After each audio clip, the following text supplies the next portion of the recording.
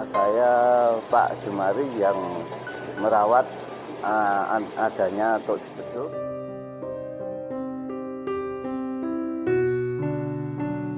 Waktu dulu perjalanan Kanjeng Sunan Kalijaga sampai di sini waktunya waktu zuhur.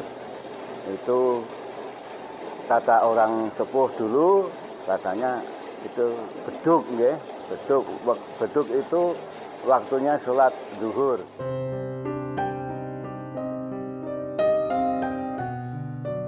Nah, di sini panjenengan Kanjeng Sunan Kalijaga mau sholat, cuma mau bersuci, tidak ada air, lalu minta kepada yang kuasa dengan perantara menancapkan tongkatnya, lalu memancarkan air.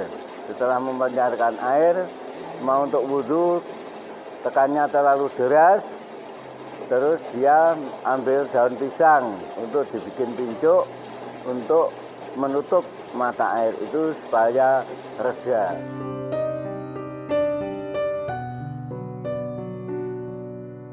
Itu diadakan setiap malam Jumat Kliwon, bulan Ruwah sampai Jumat Pahing.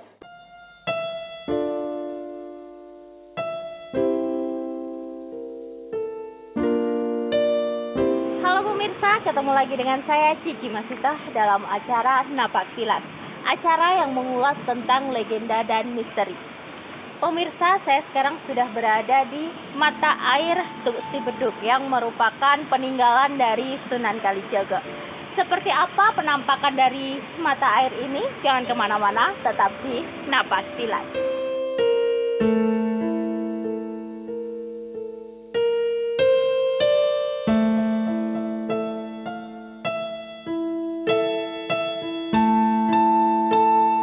Pemirsa, sekarang saya sudah berada di mata air Tuk Si Beduk, yang mana lebih tepatnya berada di Margadadi, Sayegan, Sleman.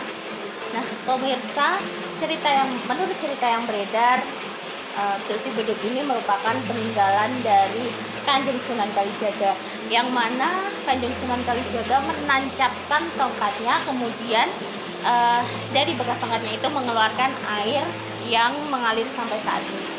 Nah, seperti apa kisah di balik Tuk Si Beduk ini? Langsung saja kita tanyakan kepada narasumber kita.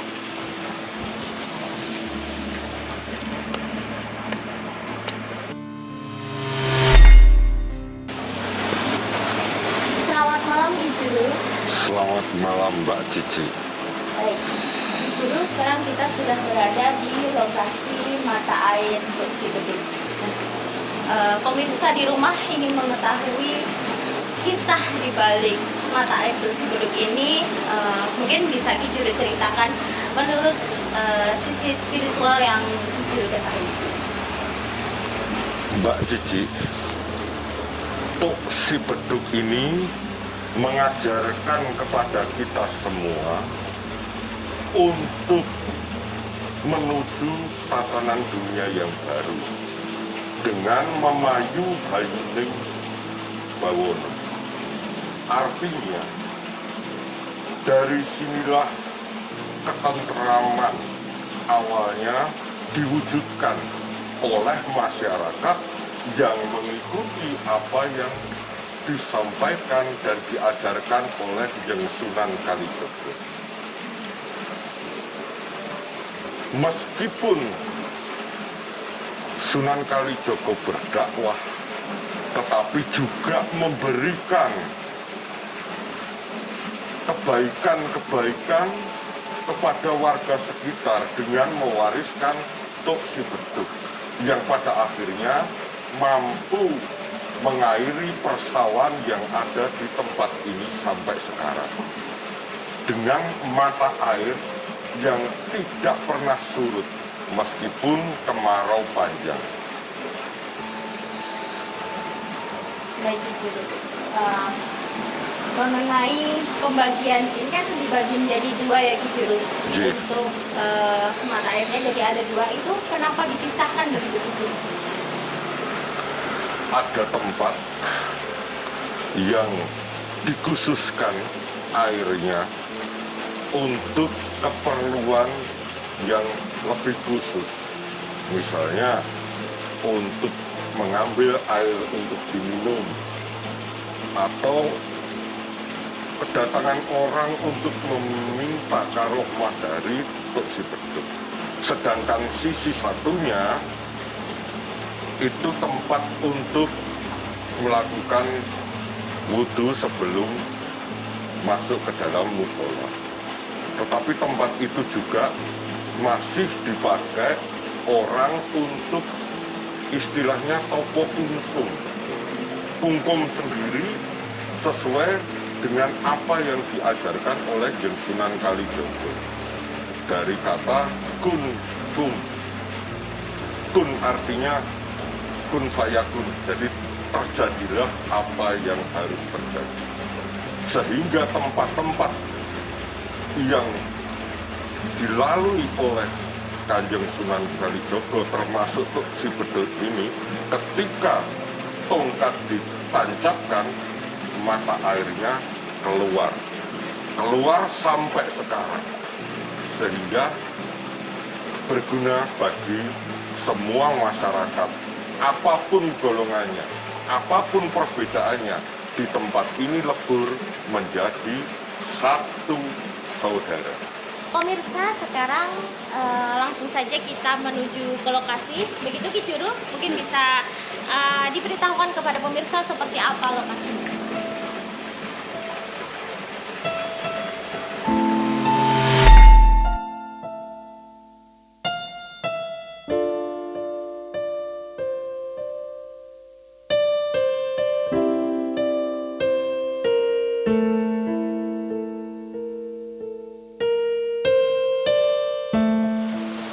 Pemirsa, sekarang saya sudah berada di lokasi Tuk Si Beduk. Nah, lebih tepatnya di belakang saya ini adalah tempat biasa di mana masyarakat yang hadir ke sini itu berendam.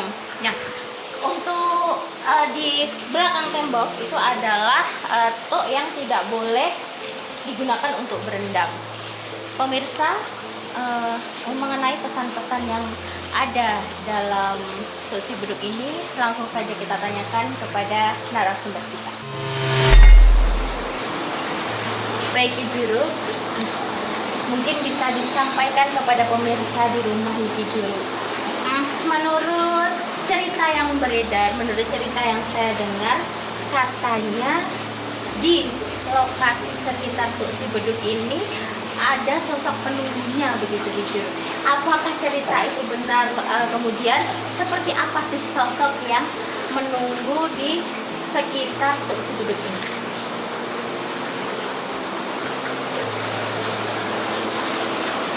Dari pandangan mata batin saya, Mbak Cici,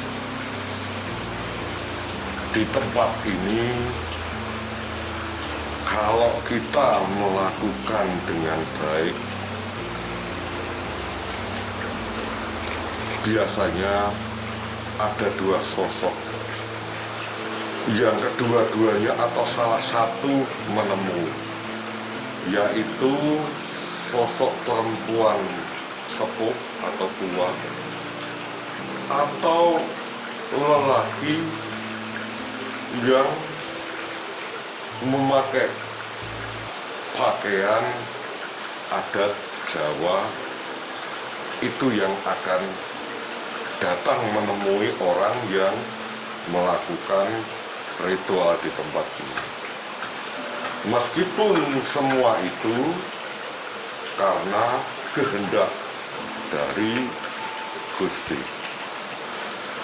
Bila orang melakukan banyak hal yang buruk di tempat ini, tentu akan ada sosok menakutkan yang menggoda. Meskipun tidak di tempat ini, tetapi di sebelah depan atau di sebelah samping depan, Mbak Cici. Kemudian ada banyak ikan wader, Mbak Cici. Wader pari itu ikan kecil-kecil. Tetapi kalau dilihat tempat ini, percaya atau tidak, ikan itu muncul dari lubang-lubang tanah. Jadi Tuk Si Bedug ini selain awalnya digunakan untuk berwudu, tetapi pada akhirnya Kanjeng Sunan Kalijaga itu meninggalkan berkah bagi masyarakat dengan adanya Tuk Si Bedug ini. Sekaligus ikan-ikan wader pari itu di bawah sana, aliran di bawah sana itu semakin banyak, bersumber dari tempat ini. Itulah ketentraman, itulah kedamaian, itulah kemakmuran yang diwariskan Kanjeng Sunan Kalijaga dengan Tuk Si Bedug ini. Kalau ingat Tuk Si Bedug, saya jadi ingat apa yang diajarkan oleh Kanjeng Sunan Kalijaga, bahwa masyarakat yang ada di tempat ini khususnya itu menjadi kondobiono, menjadi tempat untuk mewartakan segala kebaikan-kebaikan, perdamaian-perdamaian, karena semua masyarakat, apapun golongan atau apapun dari mana dia berasal, adalah saudara. Itu seperti awal tadi saya katakan, Mbak Cici. Baik, jujur.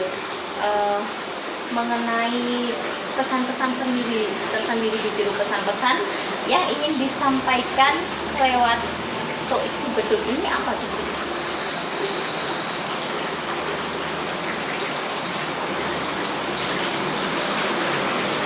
Tuk Si Bedug ini, kalau menurut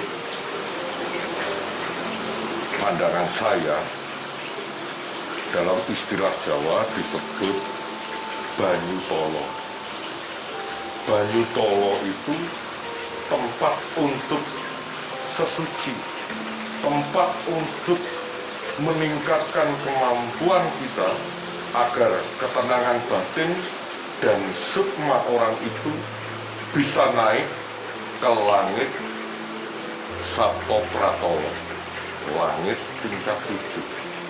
Artinya, ketika orang kungkum di tempat ini atau berendam, itu akan mendapatkan ketenangan batin, sehingga bisa menembak kepada Gusti.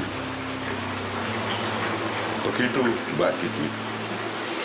Menurut cerita dari masyarakat yang beredar jujur, menurut cerita yang saya dengar, sebelum Sunan Kalijaga menancapkan tongkatnya di sini, sebelum beristirahat di sini tuh ada tempat peristirahatan yang lain begitu. Itu benar atau tidak jujur? Benar, Mbak Cici. Tempatnya di desa yang sekarang dinamakan Grogol. Grogol. Begitu.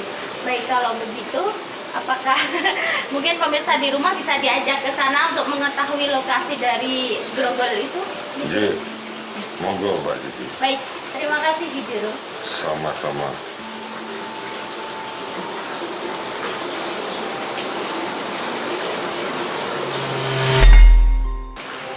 Baik pemirsa, seperti yang dijelaskan narasumber kita tadi, sebelum Ki Sunan Kalijaga, Kanjeng Sunan Kalijaga itu berada di Tuk Si Bedug, beliau singgah di Grogol. Nah, sekarang mari kita bersama-sama menuju ke lokasi.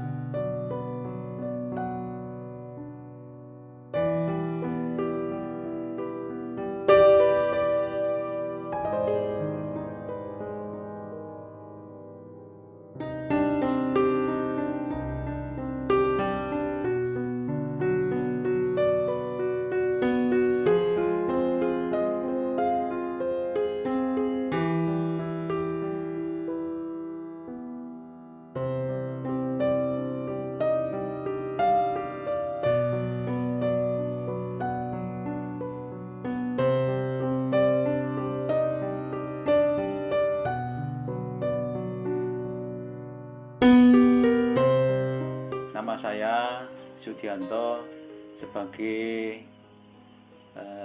juru kunci atau yang megang kekancingan petilasan ketandan di Grogol ini.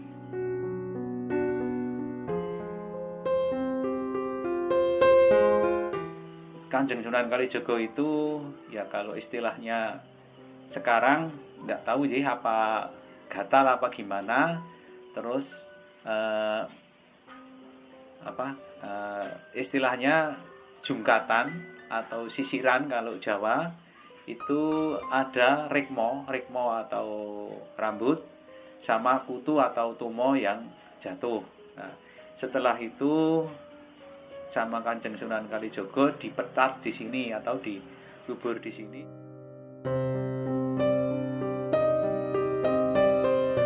Untuk Jumat Pahing sampai sekarang masih, sebelum pandemi ini masih berjalan setiap tahun satu kali.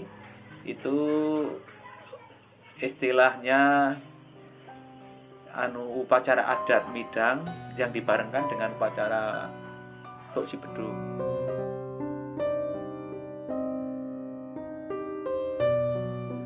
Kenal sama mbah-mbah saya itu sampai sekarang nggak berani nanam ketan, pari ketan itu nggak berani sampai sekarang.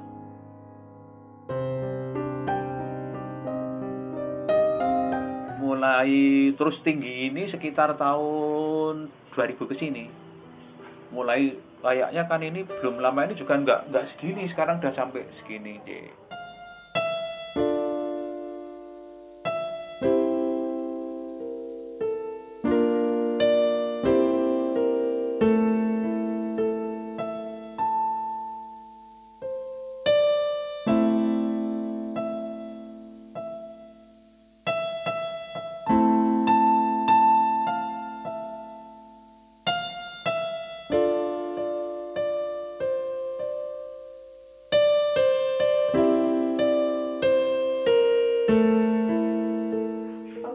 Sekarang saya berada di Desa Grogol, Margodadi, Sayegan, Sleman. Bangunan di belakang saya ini namanya adalah Ketandan. Nah, bangunan ini ada berawal dari perjalanan Sunan Kalijaga menuju Tuk Si Bedug. Konon ceritanya, menurut cerita yang beredar, beliau singgah di sini, kemudian bersisir dan rambut serta kutu beliau jatuh di sini, kemudian dikuburkan di belakang saya ini tepatnya pemirsa. Nah, seperti apa sisi gaib dari lokasi ini? Langsung saja kita tanyakan kepada narasumber kita. Selamat datang Ki Juru. Iya, Mbak Cici. Ya, Ki Juru. Seperti yang kita ketahui bahwa Ketandan ini bermula dari rambut dan juga kutu Kanjeng Sunan Kalijaga yang jatuh atau tercecer di sini. Nah, kalau dari Ki Juru, dari sisi gaib menurut Ki Juru atau dari sisi gaib yang Ki Juru dapatkan, mungkin bisa disampaikan kepada pemirsa di rumah itu. Mbak Cici, inilah titik awal di mana hati nurani berkembang, di mana tempat ini akhirnya bisa mewujudkan kemakmuran seperti yang didambakan masyarakat. Karena karomah dari beliau, karomah dari Kanjeng Sunan Kalijaga, akhirnya tempat ini menjadi makmur. Mbak Cici bisa saksikan, tanah di tempat ini semakin lama akan semakin meninggi, akan semakin banyak, di mana masyarakat ketika mendapatkan kemakmuran dan mengingat tempat ini, mengingat jasa dari Kanjeng Sunan Kalijaga, maka tanah ini juga akan bertambah. Begitu Mbak Cici. Baik, dari sisi misteri yang mungkin Ki Juru rasakan begitu dari aura-aura yang ada di sekitar sini, apa Ki Juru? Masyarakat dari jauh seringkali bisa melihat pancaran sinar yang muncul dari tempat ini. Sehingga mereka bertanya, ada apa di tempat ini? Akhirnya mereka datang. Tetapi ada hal yang lebih penting dari hal itu, Mbak Cici. Ketika orang datang, ketika orang mengenang Kanjeng Sunan Kalijaga, orang itu melakukan ibadah di tempat yang sudah dibangun dengan megah oleh warga di sekitar sini, yang memiliki karohmah, yang bisa memberikan ketenangan dalam jiwa orang-orang yang masih memegang teguh apa yang sudah diajarkan oleh Kanjeng Sunan Kalijaga. Jadi sampai detik ini saya katakan bahwa tempat ini masih wingit. Baik Ki Juru, mungkin ada pesan atau petuah yang ingin disampaikan kepada masyarakat yang mungkin ingin berkunjung ke tempat ini, begitu Ki Juru? Masyarakat masih menjaga tempat ini. Bila ada orang yang ingin datang ke tempat ini, ada baiknya menghubungi juru kunci tempat ini agar bisa mendapatkan penjelasan secara benar. Kemudian melakukan tata cara meskipun dengan keyakinannya masing-masing, tetapi tidak melanggar ketentuan apa yang sudah diturunkan secara turun-temurun, ditradisikan oleh leluhur-leluhur tempat ini yang menjadi murid dari Kanjeng Sunan Kalijaga.